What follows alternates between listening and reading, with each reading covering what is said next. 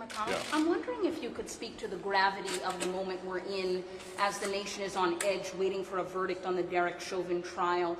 An acquittal would assuredly exacerbate the anger so many Black Americans feel about what is often described as a dual system of justice in this country.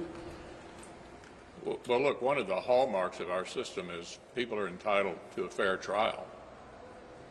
Sometimes a fair trial is difficult to conduct under these kinds of circumstances, but it is certainly not helpful for a member of Congress and even the President of the United States to appear to be weighing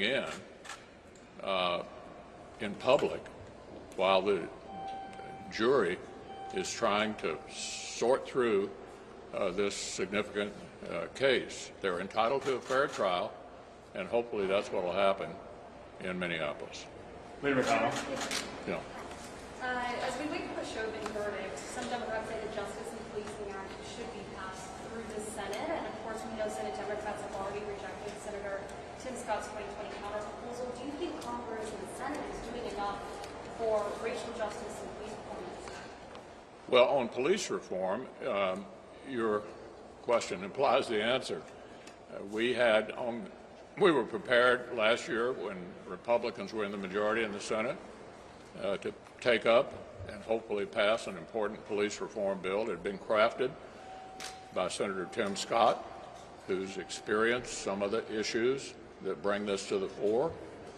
And yet the Democrats, who are now decrying the use of the filibuster, used it repeatedly to keep us from even bringing the bill up and having a debate. We're still open to looking at police reform, but it ought to come up before the Senate, open for amendment, and our ideas, led by Senator Tim Scott, ought not to be just summarily dismissed in the process. Mitch McConnell.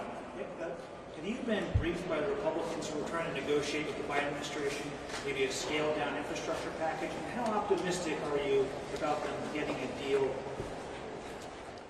Yeah, we've been talking about it at lunch. Shelley has been giving reports about what she's working on. At the risk of repeating myself, we're open to a more modest and targeted infrastructure bill.